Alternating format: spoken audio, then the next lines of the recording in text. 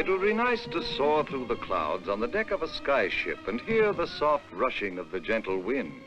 But since skyships are hard to find, we shall have to settle on the back of our gentle donkey with the music of his soft voice in our ears. Soft voice. Now Slowfoot can carry us to our favorite coffee house without delay.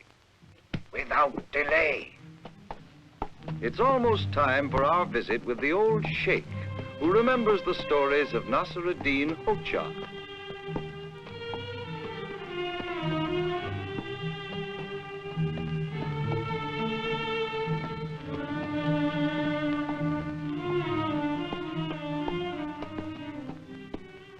Excuse me, Hamid. Will you let my donkey take a drink, please?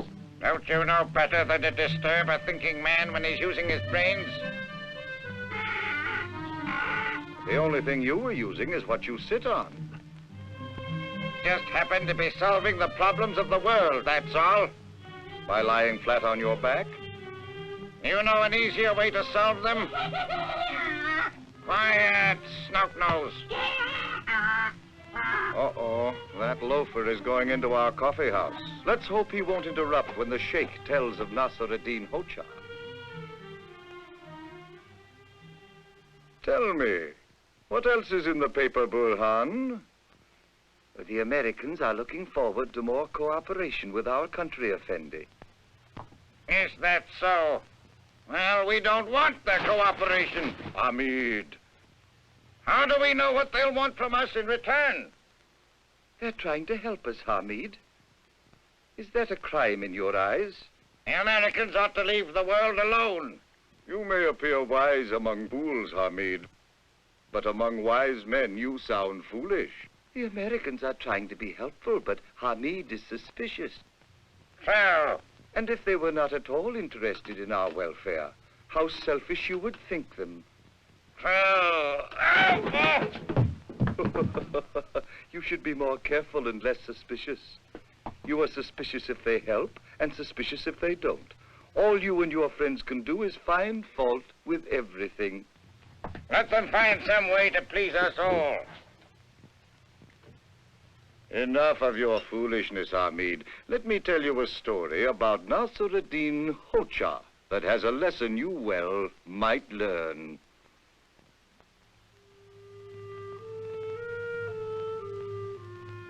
On one rare sunny morning, when wind and rain were at rest, Nasr-ed-din Hodja was busy resting too. All at once, the Hodja's deep thoughts were crudely interrupted by a villager who asked him to write a letter to a merchant in the city. Not now. I don't have time to go to the city.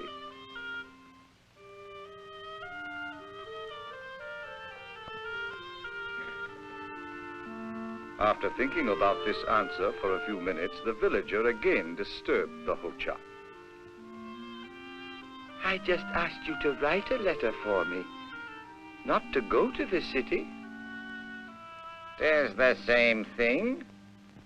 My handwriting is so bad, I would have to go to read it. And that was exactly why, an hour later, the kindly Hodja, along with his son and his donkey, was playing postman on the road to the city. But hardly were they on their way when a friend called after them. How can both of you walk when you have a donkey? Being very anxious to please everybody, Nasr-ed-din Hodja told his son to get on the donkey's back.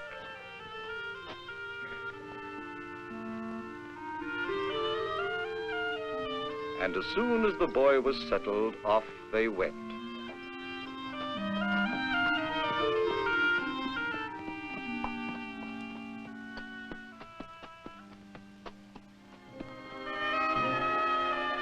As I have said, the day was fine, and the trip would have been fast if a traveler had not stopped them on the road.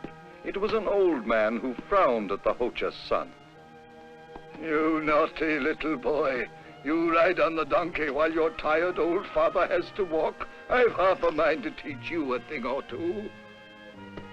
And not wanting to offend, especially anybody with only half a mind, The boy jumped off the donkey's back, and the Hodja jumped on.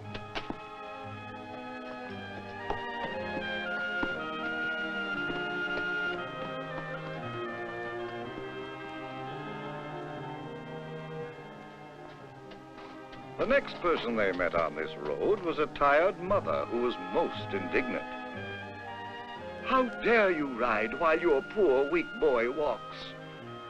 Shame on you, Hodja."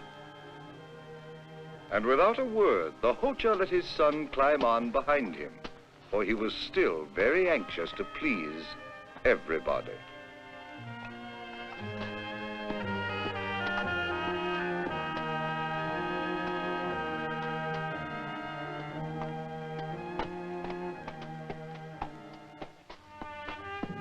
They were near the city gates when a retired cavalry officer gave them the benefit of his advice. How can the two of you burden that valiant animal? Don't misuse the beast or you'll be sorry when you need him. And believe it or not, Nasr-ed-din Hodja was still very anxious to please.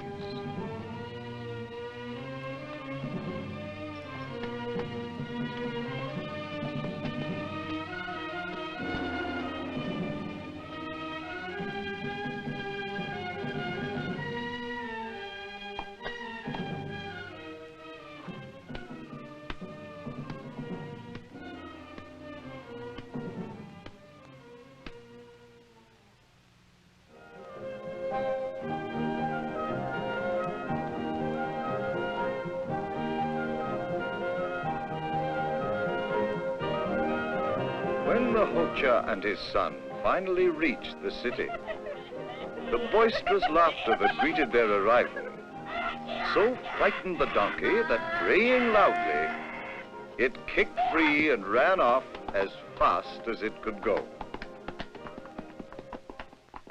But wise as ever, the Hodja drew a lesson from his bitter experience.